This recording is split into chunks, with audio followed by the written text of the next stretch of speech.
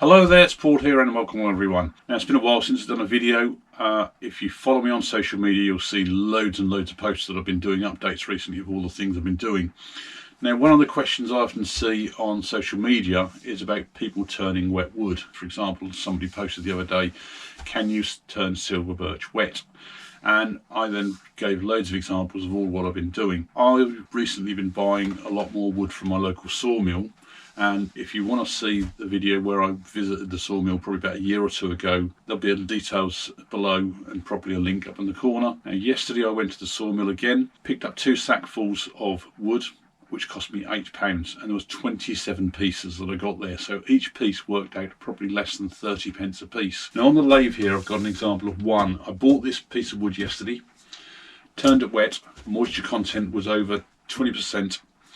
Turned it down to the actual required size, and I've left it overnight. Come out this morning, the highest moisture reading I can get on this now is about 12%. So this is now ready to totally finish off. I can then put my sanding sealer on, wax, if I want to do colouring, stuff like that. Down here is all the wood I bought yesterday, all these log type pieces, and so there's a lot like that. They're reasonable size that you can turn it, stick it between centres, turn it down. Some of these look really rough and punky on the ends. I think that's basically from where it was sawn totally wet. You'll find there that even a circular piece there, you can get probably 70-80 mil round out of the end between centres, and you can see you've got stars and cracks there, so you might end up having to lose, say, like bottom inch 50 mil. So on the bench here is some of the pieces that I've been doing. Now, for example, I've even had a bowl here that's either beech or maple, and I've coloured the outside. I've been weighing it from the point of when I'd finished it, and so far this has been sat here for probably maybe a week or so, and it's lost about 70 grams. But hopefully you can see as well, it's not really distorted in shape. It's got this sort of like knot in here that's separated a little bit, but that just adds character, and it's added a rough piece there. So I'm actually quite happy with that one. That's almost ready to put a finish on it. Similarly, another one there, that has only actually lost about 30 grams I think now, and again there is a slight shape distortion on this. I can see from here that this side has actually risen up a little bit.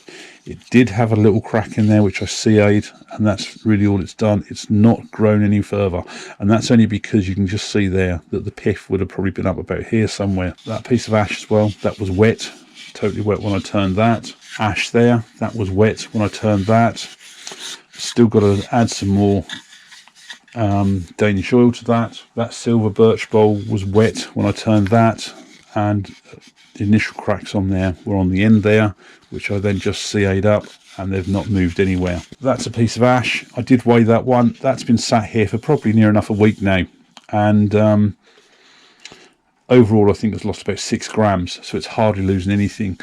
And the weird thing here is that these colours look like it's just been badly put on, but a lot of these colours are because you're different layers of the wood. So obviously the more we go down this way, we're cutting through end grain, so they take the colour a lot better. This is totally flat, so it doesn't take the colour so well. All of these vases here turned during the last few days. They've all only lost about 4 or 5 grams. These were all registering really, really wet when I put them on the lathe. 15% upwards. Probably 16 to 18% a lot of these, and they've not really changed whatsoever. That was my probably most recent one, and there's no, you can actually feel when you twist it in your hand, there's a slight distortion probably on here, and no cracks appeared. Now I have had some pieces from there. For example, I'd got this one. It was so heavily spalted and wet that the wood was so soft. I put a tenon on there, put it on the lathe, and just doing up the chuck, it literally just cracked that straight off. Now you also do take your luck as to what you get. This is another piece of spalted beech. It looks quite nice, it's fairly light spalting, but what I was finding when I was turning this one down is that every time you went down, you picked up like these, on this side, you picked up these layers, and I don't know how well it shows on there, but they just flake out like that. I suppose the best way to imagine it is a bit like if you've ever peeled Brussels sprouts, you've got those layers upon layers, a bit like an onion, where you pull a layer off and it just peels off. and I can see every time it goes down on the grain there. So this has just been a quick video just to give you some ideas of what you can do with cheap wood that you can get from a local wood mill. You might find that, I mean, there's been some storm damage somewhere and you've got, you know, somebody who's had to chop down a tree or something, that you can get some free or cheap wood. So you can turn a lot of it quickly straight away. Now in the past, when I've been dealing with a lot of wood, say like for example the wood mill, I've rough turned it. So for example, if it was a bowl, I'd have left it so that the walls were probably 15-20 mil thick. I'd have boxed it all up with all the wet wood shavings, put it on a shelf somewhere and left it for at least 6 months or a year, and then gone back to it and finish turned it. But it just shows that you can actually get away without that. Now depending on the size of the piece you're working on, you're going to get it to warp and you may well get cracks. But this method that I've been doing just shows that you can turn something fairly quickly, you can get it to finish size. Because you've got it fairly thin, you can leave it overnight and it totally dries out. Yes, you do take your chances whether it cracks or not. Now this one has warped a little bit, and I can even just about feel, if I spin it around on my hand here, I've got a slight misshaped piece on here. But unless you're going to spin it on something like a lathe, you're not going to see that it's misshaped. Hopefully that's been of interest to you and giving you some more ideas. It's always worthwhile picking up wet stroke green wood, because you can usually do a lot with it. Now different woods will dry differently. I've found things like beech, maple and certainly spalted beech do dry really well and don't crack too much. If they've already got cracks in them, you can usually stop them with a little bit of CA, as long as they're not too bad, and hopefully they'll hold.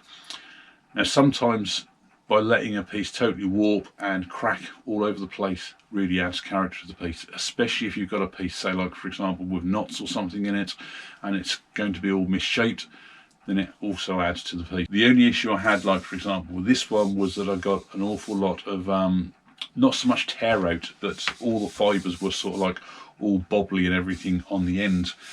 So it wasn't really cutting properly, but it wasn't sort of like tearing out in the wood. And letting it dry a little bit, you can sand it back as soon as the moisture goes from those fibres that have all sort of risen up, and you get that smooth surface. And again, I've left it overnight, come back out, and I could then finish finally sanding it all up, and you get all that smoother finish. So this piece now is ready for me to put my sanding sealer on, or colour whatever I want to do, and then put the final finish on, pass it off, and it's another piece done. Thanks a lot for watching.